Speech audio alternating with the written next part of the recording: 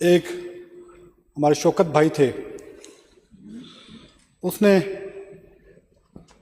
जो तकीर की, जिस तरह से हक़ाइक़ को मस्ख़ करना तो एक अलग बात होती है, कोई आधा झूठ और आधा सच मिलाया जाए, लेकिन जनाब स्पीकर उसने, मुझे तो समझ में नहीं आ रहा था वो क्या बोल रहा था, लेकिन जो बातें मैं उनकी समझ सका कि कराची के ऊपर उन्होंने कहा कि कराची कोई लेने वाला नहीं था। जनाब स्पीकर, ये वो कराची, मैंने पहले भी इसके ऊपर एक तकरीर की थी। हमारे यहाँ पे फारूक भाई बैठे हुए थे उस दिन, उसको भी मैंने वो किताब भी कोट कर दी थी। जनाब स्पीकर, जब पाकिस्तान मूवमेंट के ऊपर मैंने एक बात की थी कि किस तरह से पाकिस्तान मूवमेंट जो सिंध में मुस्लिम लीग को ताकत मिली, पहली गवर्नमेंट पाकिस्तान मुस्लिम लीग की सिंध में कायम हुई, और किस तरह से जनाब डिप्टी स्पीकर साहब इस ऐवान के अंदर मुस्लिम लीग की अक्सरियत न होने के बावजूद इस ऐवान से उस वक्त मुस्लिम लीग के लीडरों ने पाकिस्तान के हक में करारदाद पेश की, जिस पे अरबाब लुत्फ़ुल्लाह साहब ने भी डिटेल में बात की। जनाब स्पीकर, उसके बाद ये वाहिद असेंबली है जो सीएम साहब भी हमें बताते हैं, जिसमें 2 दफा इलेक्शंस हुए। सब कॉन्टिनेंट में 45 के इलेक्शन हुए थे, जिसको इलेक्शन कम रेफरेंडम कहा जाता है। 45 के इलेक्शंस को, जिस इलेक्शन ने ये डिसाइड करना था कि मुस्लिम लीग को कहां से मेजॉरिटी मिलती है, कहां से नहीं मिलती, और अगर मुस्लिम लीग जीतती तो वो ये क्लेम, उसका ये क्लेम कि मुसलमानों की मैं नुमाइंदा जमायत हूं, उसको ऑथेंटिकेशन मिलनी थी, उसके ऊपर मोहर लगनी थी। वो जो 45 की इलेक्शन थी जनाब डिप्टी स्पीकर साहब, मुझे जहां तक याद पड़ता है 60 सीटें सूबाई असेंबली की थी, और उस वक्त मुस्लिम लीग के अंदर एक रिफ्ट आती है। जनाब जीएम सईद साहब मुस्लिम लीग से अलग होके इलेक्शन कॉन्टेस्ट करते हैं। बड़ा खतरनाक कॉन्टेस्ट था वो। 60 सीटों में जहां तक मुझे याद पड़ता है कि 29 कांग्रेस थी, 31 मुस्लिम लीग थी। इतना क्लोज कॉन्टेस्ट था। एक आधी सीट का मुझे मैं नहीं कह सकता, लेकिन क्लोज कॉन्टेस्ट था इस लेवल का। जनाब आला, उस वक्त जो सप्लीमेंट्री बजट सीएम साहब हमेशा कोट करते हैं कि हम आज ये तरीक़ेकार बन गया है, ट्रेडिशन बन गया है, या जो भी कुछ है कि हम असेंबली का जब बजट इजलास होता है उसमें पास करवाते थे, उस वक्त ऐसा नहीं हुआ करता था। उस वक्त सप्लीमेंट्री बजट उसी वक्त खर्च करने के बाद एकदम से गवर्नमेंट आती थी और अप्रूव करवाती थी असेंबली से। तो सप्लीमेंट्री बजट गवर्नमेंट ने खर्च किया, और जब असेंबली के अंदर आए पास नहीं करवा सकी, डेडलॉक हो गया। स्पीकर मीरा मोहम्मद शाह थे हैदराबाद से, डिप्टी स्पीकर सुपाई जेठा मलानी थी, मुझे याद पड़ता है, कांग्रेस की। और मीरा मोहम्मद शाह जो कहते हैं ना सिंधियों ने क्या किया, मीरा मोहम्मद शाह रिजाइन करता है क्योंकि 1.5 लाख हो चुका होता है। 30 के ऊपर 30 के मेंबर उस तरफ हो जाते हैं, 30 इस तरफ हो जाते हैं, 1.5 लाख आ जाता है। मीरा मोहम्मद शाह रिजाइन करके नीचे आते हैं, आके हुकूमत के साथ बैठते हैं, अपनी हुकूमत के साथ बैठते हैं। सुपाई जेठा मलानी भी इस्तीफा करके अपोजिशन के साथ आके बैठती है। 3 दिन तक इस असेंबली का इजलास नहीं चला। वो सिंधी थे जिन्होंने उस असेंबली को बहाल रखने के लिए डिप्टी स्पीकरशिप छोड़ी। नवीद कमर साहब के नाना थे, मुझे जहां तक स्पीकरशिप छोड़ी, और नीचे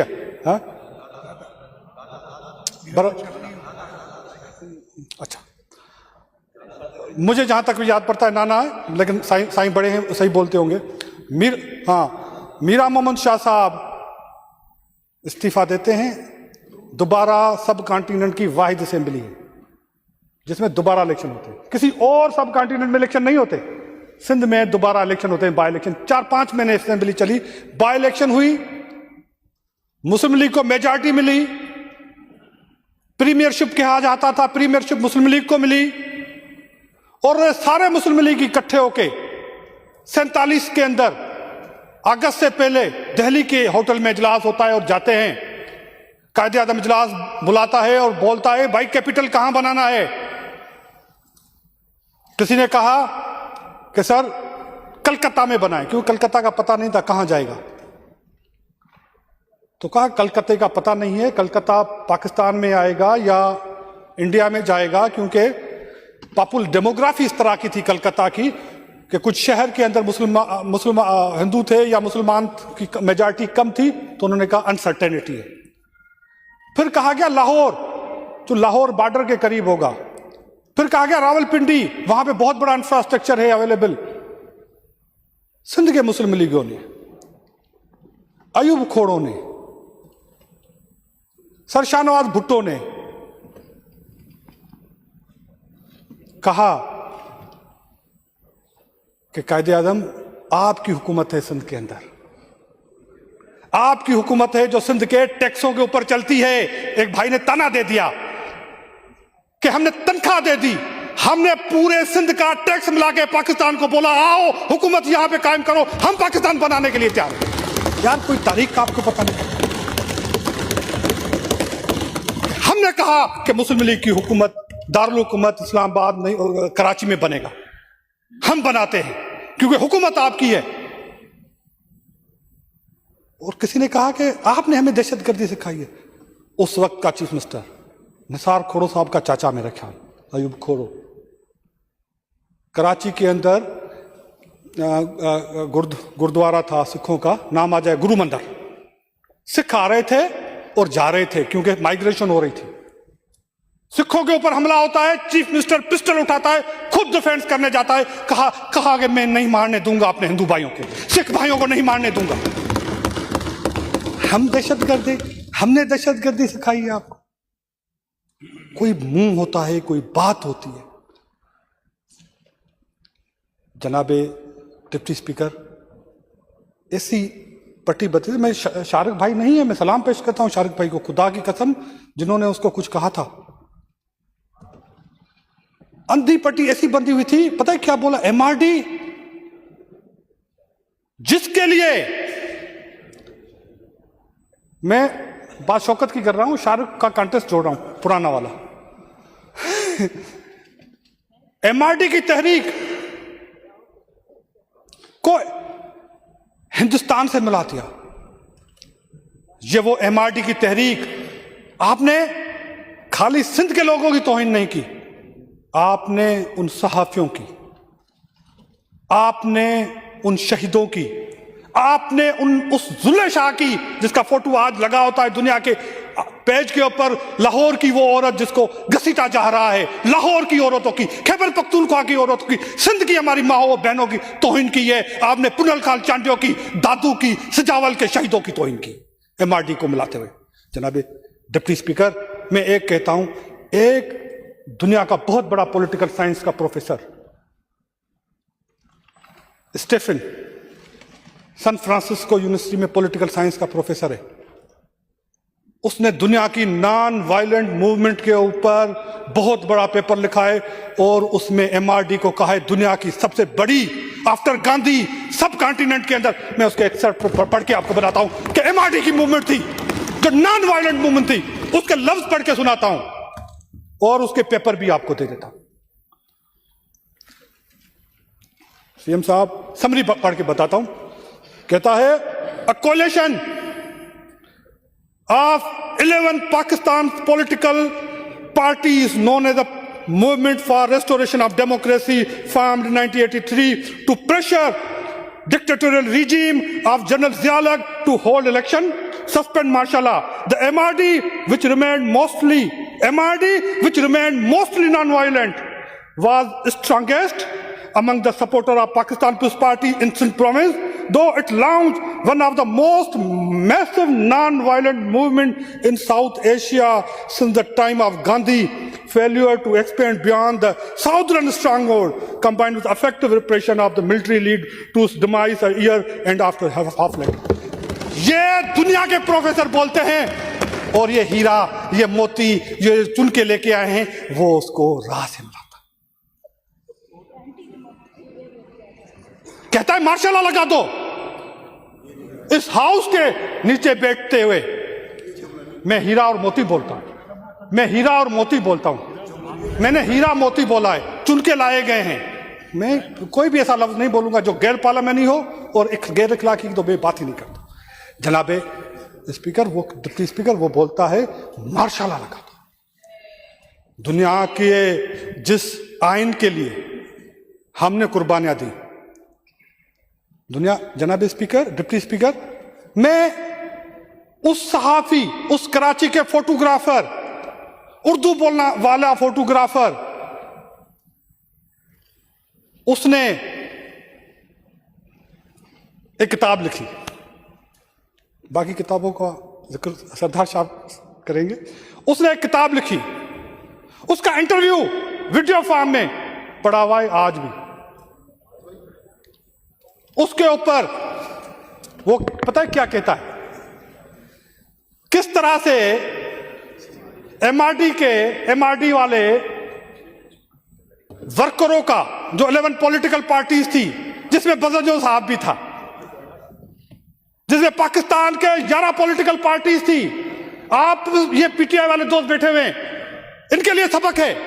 भुट्टो साहब को शहीद किया जाता है, 81 में मादरे जमहूरियत मोहतरमा नुसरत भुट्टो साहिबा 70 क्लिफ्टन पे उन लोगों के साथ बैठती है जो जुल्फकार अली भुट्टो को शहीद करने में या उसको लीड करने में, उसकी हुकूमत का तख्ता उलटने में आगे आगे थे। लेकिन शहीद मादरे जमहूरियत कहती है आओ बैठो मिलकर तहरीक चलाते हैं माटी की। उस तहरीक के बारे में गलत कहा गया। वो सहाफी कहता है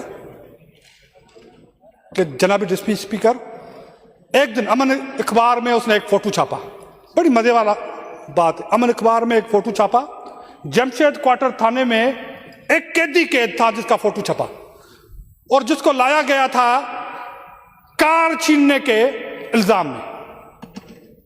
जब वो फोटो छपता है, कुछ दिनों के बाद एक वकील आता है उसके पास, 3-4 दिनों के बाद जाहिद सहाफी को बोलता है कि जनाबे आला ये फोटो आपने छापा है? जी हाँ सर मैंने छापा है। तो इसकी मुझे कॉपी चाहिए थी। जी सर मिल जाएगी, आप आ जाएं, कॉपी आपको देते हैं। और जब वो कॉपी निकालता है तो कहता है कि ये शफी एक वकील था जो बाद में हाई कोर्ट का जज भी बना, नाम शफी मोहम्मद है, जो वो वकील था। जाहिद के पास आता है, जब फोटो निकालता है कि भाई इसका ट्रायल चल रहा है मिलिट्री कोर्ट के अंदर, आप चल के गवाही दें, इसको कत्ल के लिए ट्रायल कर रहे हैं। जाहिद कहता है भाई चलो, 3 दिन पहले मैंने इसको कार छीनने के केस में जमशेद क्वार्टर के ऊपर फोटो निकाला है।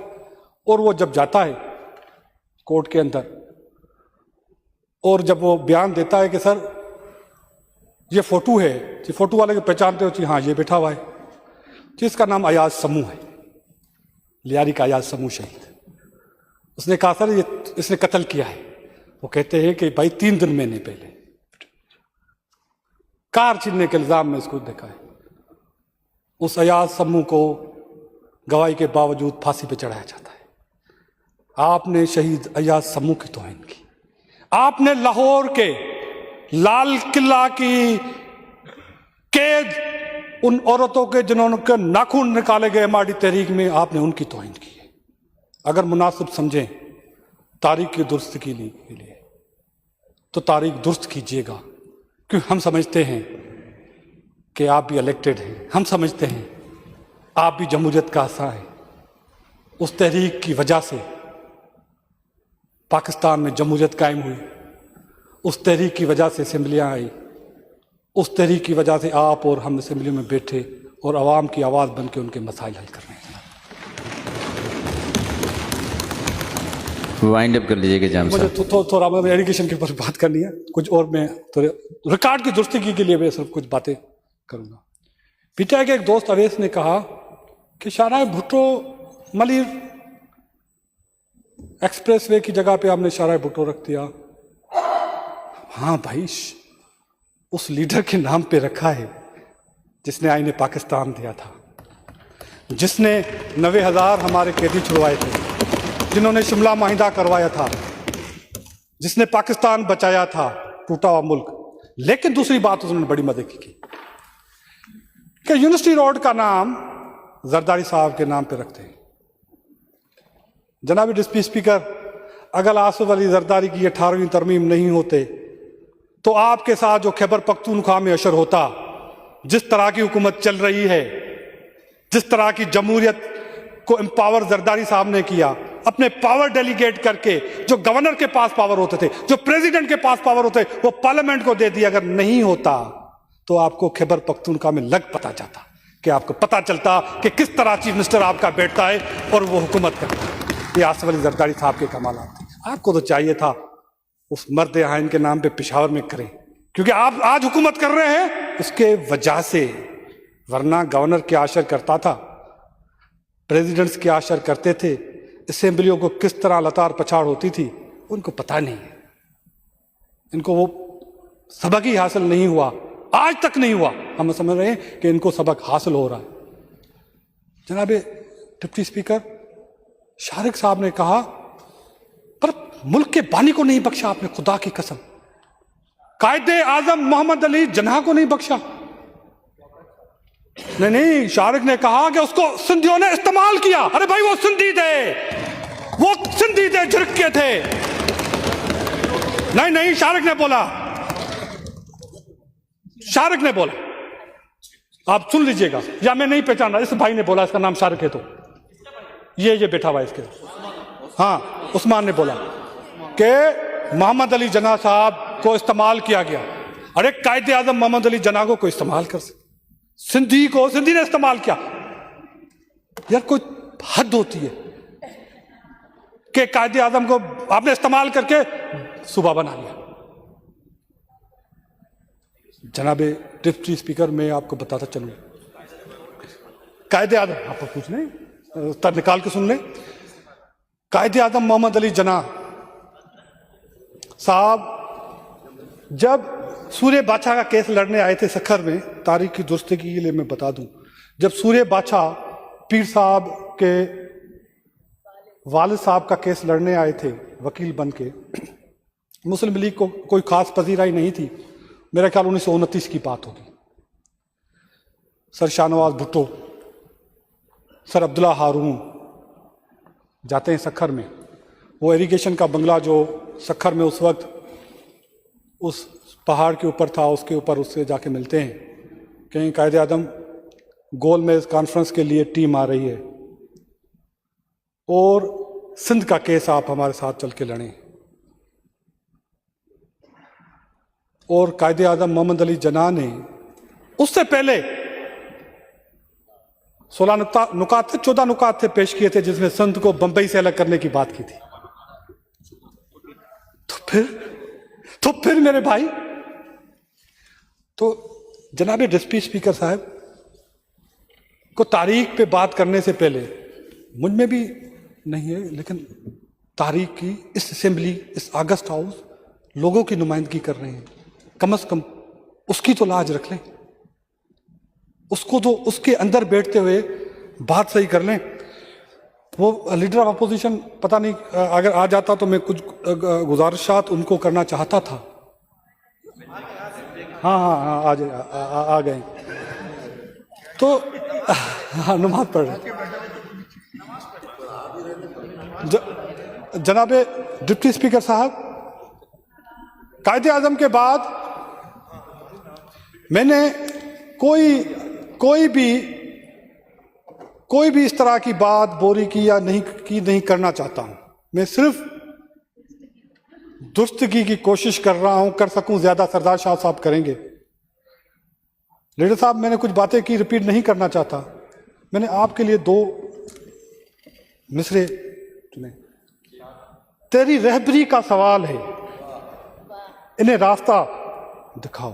तेरी रहबरी का सवाल है, इन्हें रास्ता दिखाना होगा। यह सफर कठिन ही सही, खुशी साहब, यह सफर कठिन ही सही, मुझे पता है। इनको मंजिलों तक तुम्हें पहुंचाना होगा।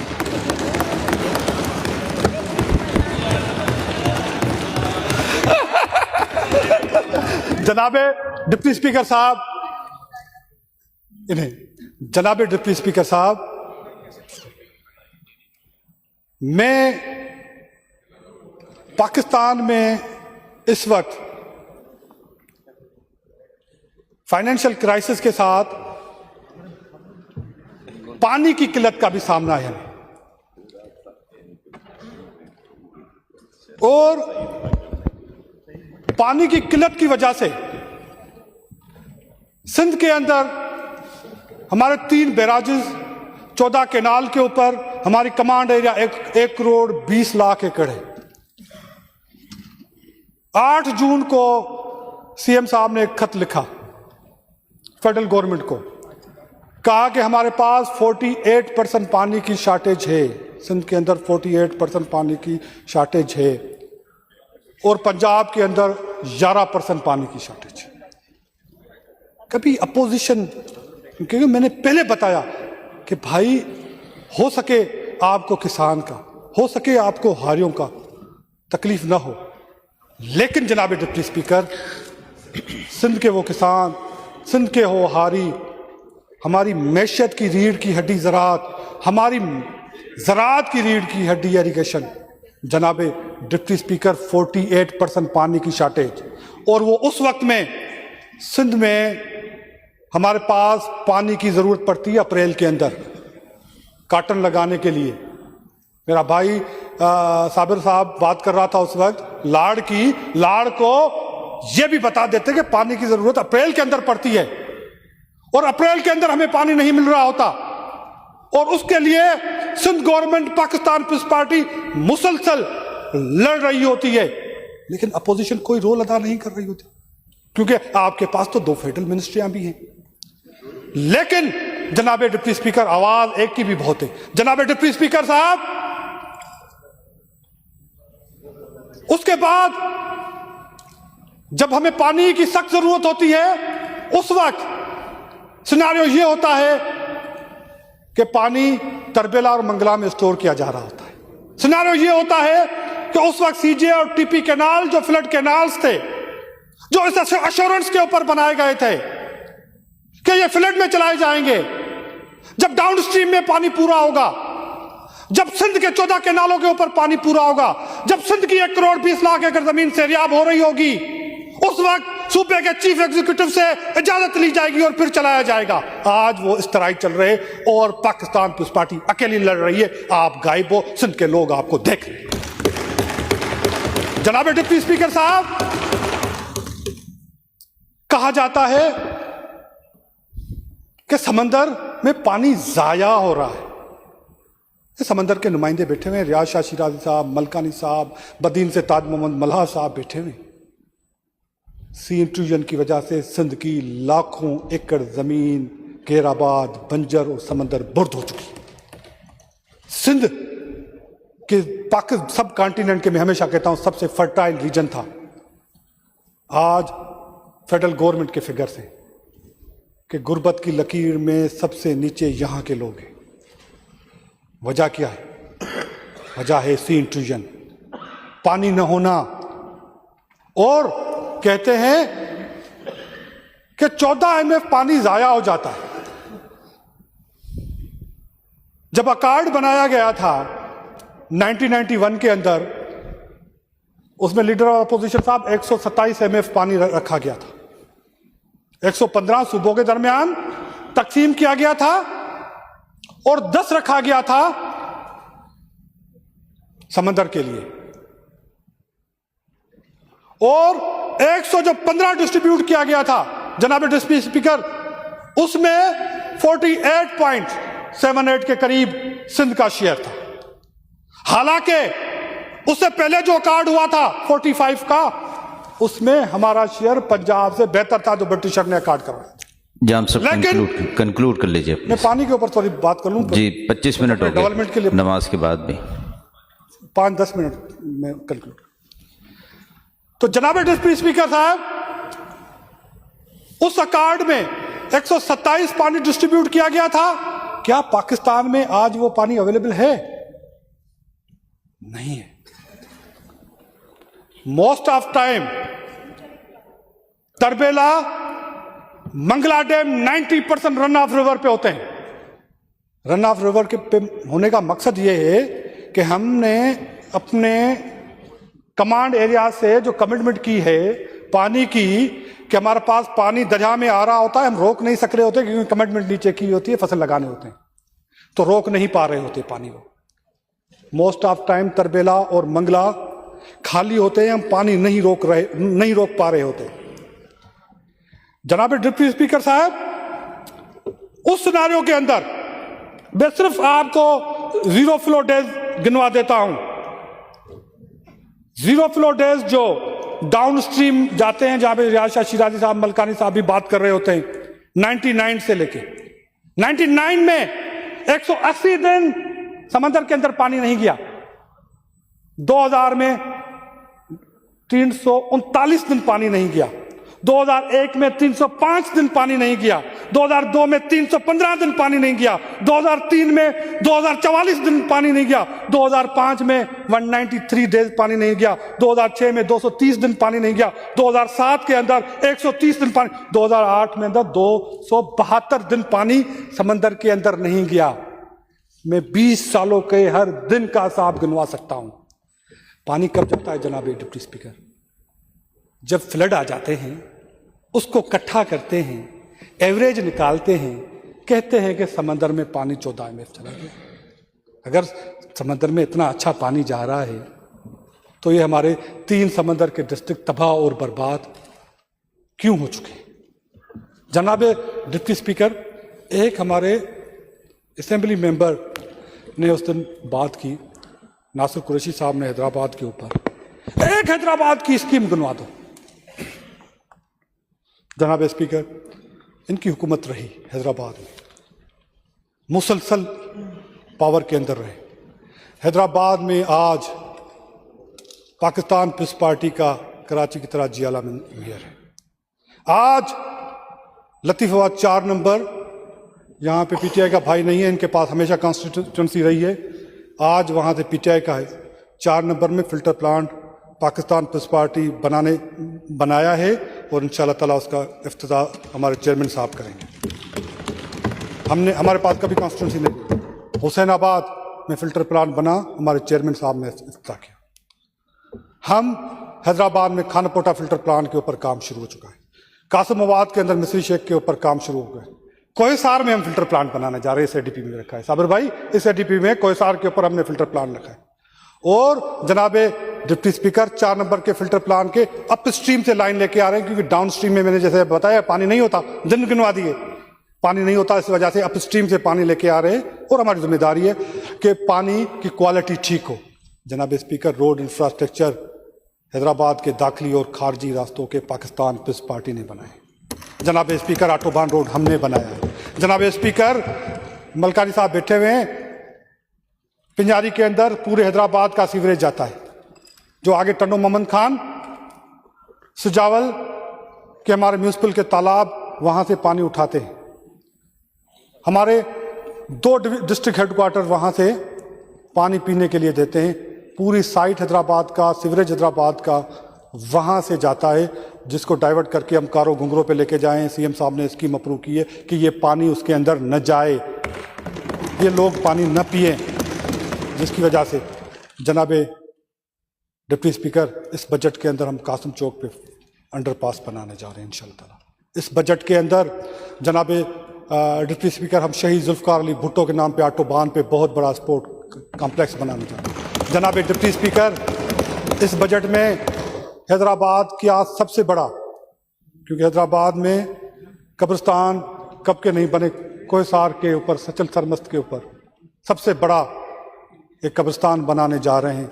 और उस कब्रिस्तान के अंदर नफरत की सियासत को हमेशा दफन करेंगे इंशाल्लाह ताला हैदराबाद में। जनाबे डिप्टी स्पीकर साहब, हम हैदराबाद शहर के अंदर केनाल्स के ऊपर हाजी अली हसन जरदारी साहब नहीं हैं, रोड बनाने जा रहे हैं। उन्होंने बड़ी मदद की, सीएम साहब ने वो प्रोजेक्ट केनाल्स के ऊपर रोड बनाने जा रहे हैं, जिस तरह से केनाल्स हमारे सिक्योर भी हो सके। शहीद बेनज़ीर भुट्टो फ्लाईओवर जो लैंड एक्विजिशन की वजह से रुकी हुई थी, इंशाल्लाह ताला उसको कंप्लीट करने जा रहे हैं हैदराबाद के अंदर।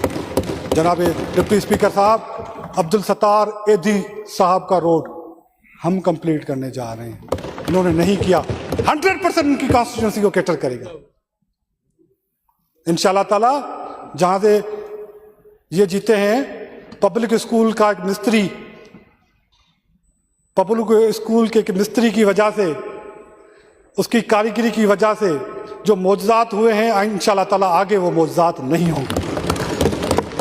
इंशाल्लाह ताला पाकिस्तान पीपल्स पार्टी जीतेगी, इस काम की बुनियाद पे जीतेगी, जमहूरियत की बुनियाद पे जीतेगी, शहीदों की कुर्बानियों की वजह से जीतेगी।